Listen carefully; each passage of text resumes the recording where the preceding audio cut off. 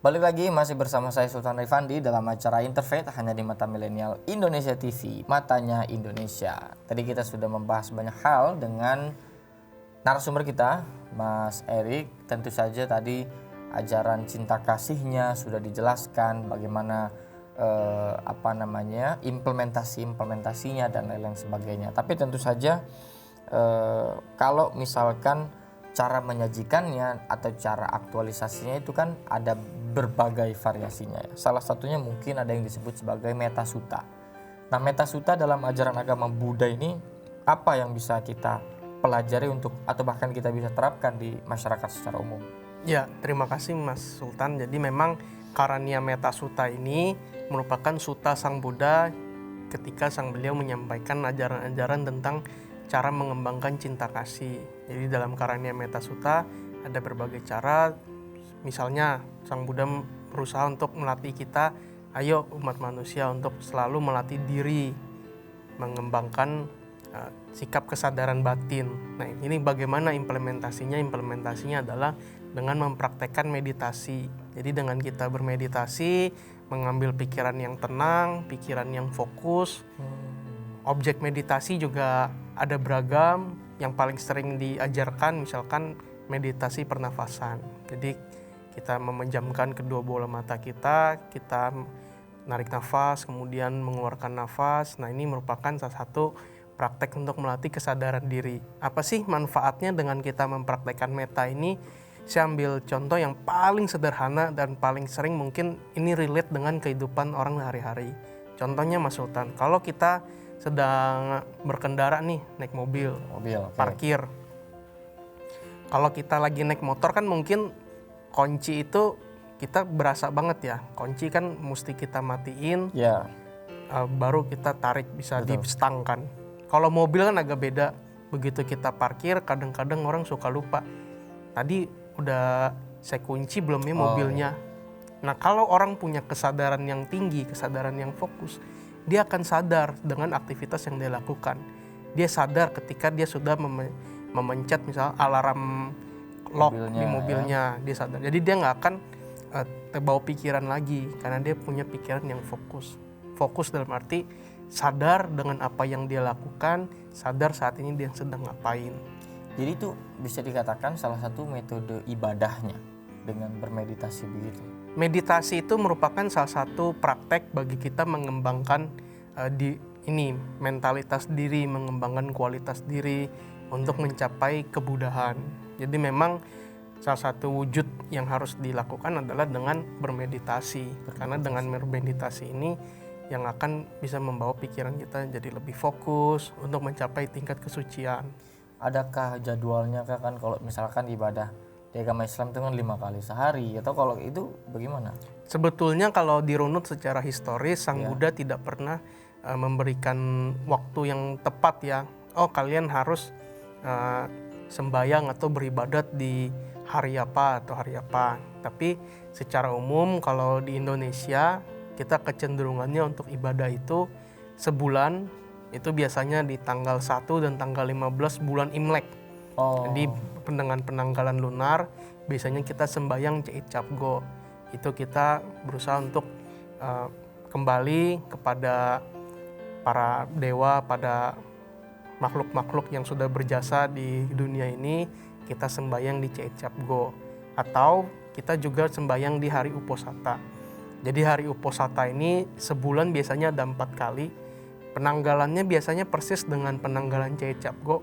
Hanya bedanya kalau Cait Cap Go dia hanya fokus ketika bulannya itu bulan purnama. Kalau Uposatha ini ketika bulannya sedang setengah juga dia melakukan peribadatan. Nah, selain Cait Cap Go kemudian Uposatha, biasanya di hari Minggu di penanggalan nasional itu kita juga melakukan persembahyangan. Jadi kita beribadah. Kalau bahasa di agama Buddha melakukan puja bakti. Jadi kita berkumpul, kemudian membaca parita, mendengarkan ceramah yang dibawakan, seperti itu. Kalau kaitannya atau korelasinya cinta kasih dengan metasuta ini apakah berjalan beriringan atau seperti apa? Tentu. Dalam kehidupan sehari-hari ya? Iya, jadi memang metasuta ini kan suta yang mengajarkan kita untuk mengembangkan cinta kasih, sehingga cinta kasih ya bagian dari Karania Metta Sutta itu. Adapun cara-cara yang harus kita kembangkan untuk mengembangkan cinta kasih ini misalkan menghormati orang tua, bersikap santun, bertutur kata yang baik. Ini merupakan ajaran-ajaran luhur yang 2500 tahun yang lalu 2500. Sang Buddha sudah sampaikan kepada kita. Maka tugas kita hari ini sebetulnya adalah mempraktekkan apa yang sudah diajarkan oleh Sang Buddha. Apakah banyak yang sudah praktekkan kalau dilihat dari Mas Erik, atau jangan-jangan masih jauh api dari panggang? Ya, tentu kalau kita melihat saya selalu melihat segala sesuatu itu analoginya seperti dua sisi mata uang. Jadi ada sisi atas, ada sisi bawah. Kita ketika memainkan mata uang kan atau memainkan koin, dia bisa menghadap ke atas, menghadap ke bawah. Sama juga dengan kita beragama, ada yang menggunakan agama ini untuk memperbaiki dirinya, menatap ke atas. Ada juga yang menggunakan agama ini untuk kemudian membuat dirinya menjadi seseorang yang kurang bermanfaat di masyarakat. Contohnya apa? Misalkan oknum-oknum yang beragama tapi dengan paham fanatisme sempit. Fanatisme sempit artinya dia beragama tapi merasa agama orang lain tuh semuanya salah, hanya agama dia yang benar. Sehingga ketika orang lain beribadah dia nggak nyaman, merasa terganggu dan sebagainya. Nah inilah salah satu wujud ya bagi kita untuk bisa mengingatkan kita untuk terus mengembangkan cinta kasih dalam diri kita. Ini kan ada dalam salah satu Dhammapada 1 ayat 5, yaitu kebencian tak akan pernah berakhir apabila dibalas dengan kebencian. Tetapi kebencian akan berakhir bila dibalas dengan tidak membenci. Ini kan salah satu, inilah satu hukum abadi, kira-kira kan begitu ya. Nah ini apa penjelasannya, tafsirnya atau pesannya, atau bahkan asal muasal ayat ini turun untuk diberikan pesan kepada masyarakat ini sebenarnya seperti apa, Mas? Iya. Jangan dijawab dulu sekarang, kita akan jawab di segmen berikutnya, jadi jangan kemana-mana, tetap di Interfaith hanya di Mata Milenial Indonesia TV, matanya Indonesia.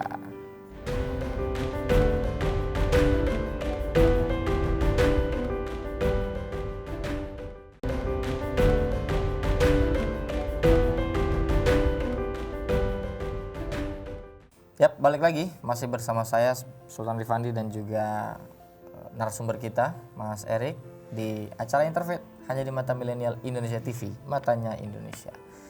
Tadi kita sudah memperkenalkan Mas Erik juga sudah menjelaskan aktivitasnya, kita juga sudah diskusi tentang Metta Sutta, Brahma Vihara, ya macam-macam lah tadi. Nah tapi ada salah satu ayat yang menarik yang tadi saya bacakan dalam Dhammapada 1 ayat 5, yaitu kebencian tidak akan pernah berakhir apabila dibalas dengan kebencian. Tetapi kebencian akan berakhir bila dibalas dengan tidak membenci. Inilah satu hukum abadi. Dari sini kita bisa melihat, kita kan sekarang hidup di era yang kebenciannya luar biasa. Ujaran kebencian lah. Di komen itu bisa orang saling benci, itu komentarnya luar biasa.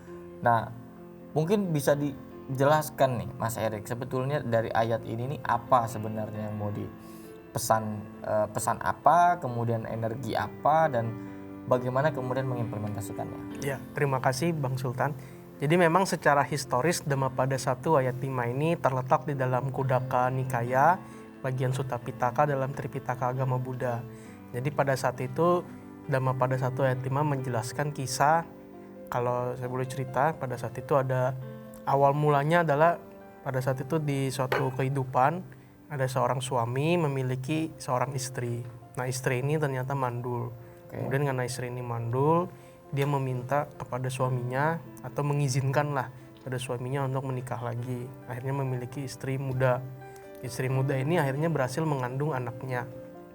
Tetapi ketika istri muda ini mengandung anak yang pertama, istri tua merasa cemburu.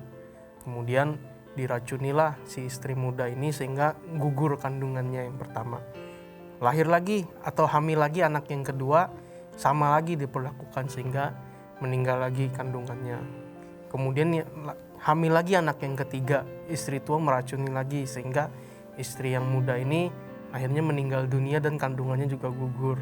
Akhirnya karena mereka semua saling membenci, dalam agama Buddha kita mengenal tumimba lahir. Kemudian dua-duanya terlahir pada saat itu bukan di alam manusia tapi di alam binatang. Di alam binatang mereka saling bertengkar lagi karena memiliki saling sama-sama memegang kebencian. Kemudian terlahir lagi di alam kehidupan berikutnya sebagai binatang lagi, terlahir lagi, kemudian mereka saling membenci lagi.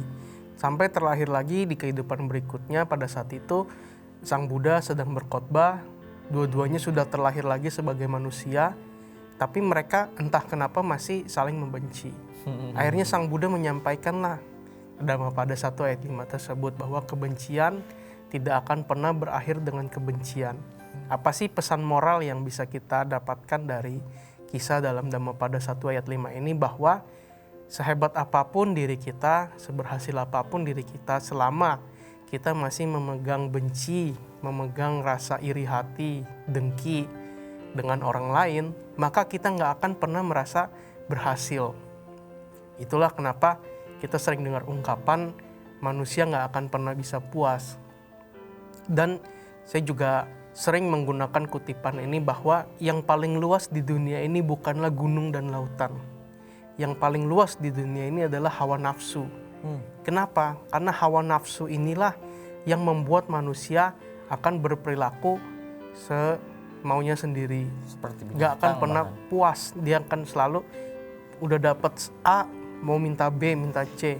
Udah dapat 1 pasti minta 2, minta 3. Selalu ingin merasa lebih. Itulah makanya kita sering dengar ungkapan bahwa seseorang bisa membeli rumah, tapi belum tentu bisa membeli keluarga. Seseorang bisa membeli jam tangan yang mewah, tapi belum tentu bisa membeli waktu. Seseorang bisa membeli barang-barang yang mewah, punya kendaraan yang mahal, punya rumah yang bagus dan sebagainya, tapi belum tentu bisa membeli kebahagiaan. Karena kebahagiaan berasal dari dalam diri kita sendiri. Tapi itu justru menjadi persoalan hari ini ketika standar kebahagiaan orang dinilai pada ya enaknya dia hidupnya, coba gue terlahir nih kayak dia. Akhirnya timbul rasa cemburu, timbul rasa iri. Apalagi di sosial media kita melihat potongan-potongan kehidupan orang bahagia semua. Itu bagaimana kira-kira Mas? Ya itu makanya di dalam Karanya Metta Sutta Sang Buddha menyampaikan Wiyarosana patigasannya Nanya maniasa duka micea. Jangan karena marah dan benci mengharapkan orang lain celaka. Bagaimana wujud nyatanya? 1, kita jangan menganggap hidup ini sebagai lomba lari. Setiap orang punya tracknya masing-masing. Kita nggak perlu merasa iri. Kita juga nggak perlu merasa kecil hati ketika melihat orang punya privilege.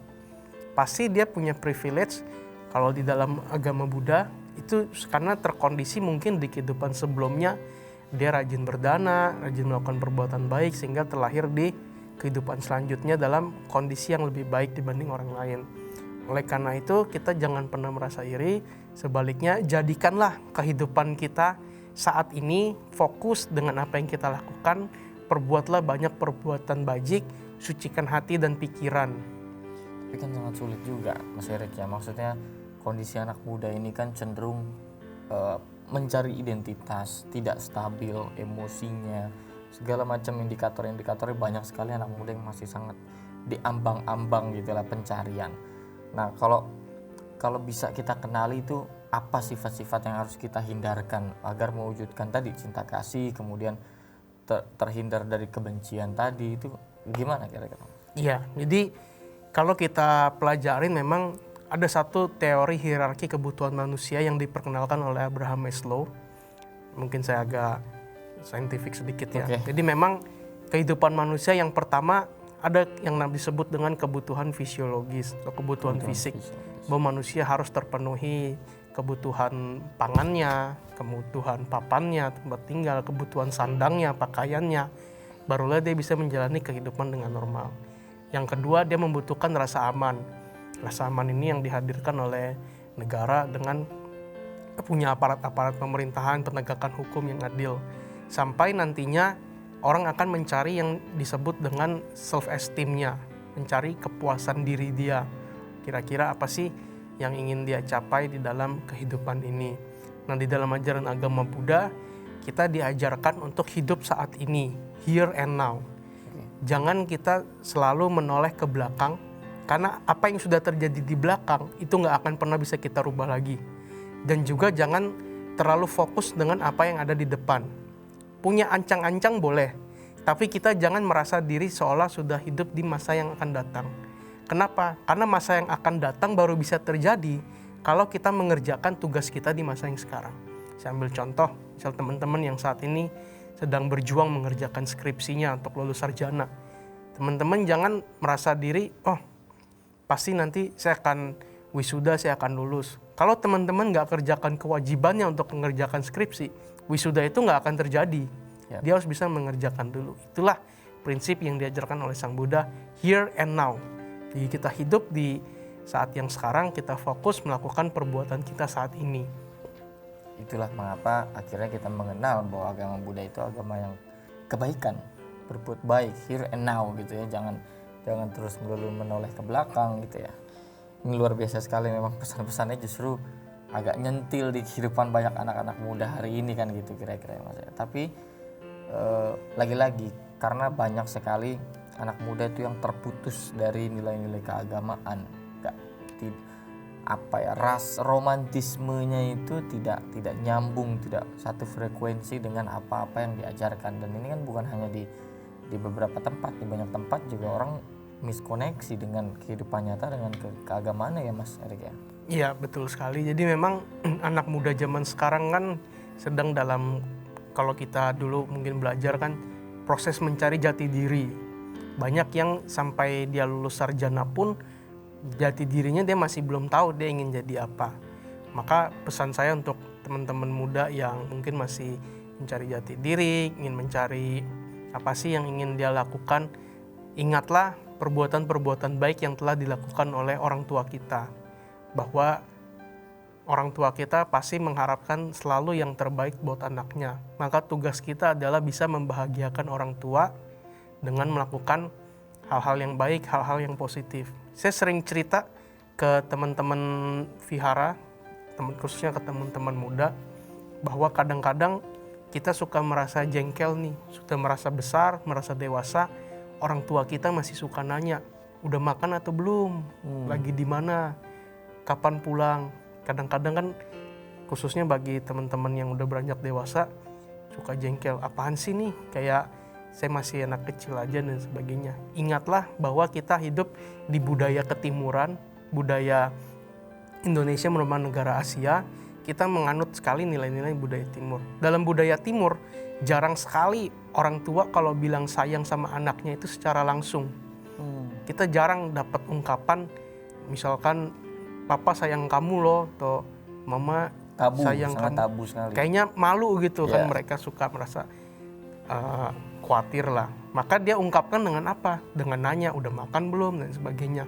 Kalau kita selalu bayangkan pertanyaan-pertanyaan tersebut merupakan ungkapan kasih sayang orang tua kepada anaknya, pasti kita akan membalasnya, akan berperilaku dengan baik kepada orang tua kita.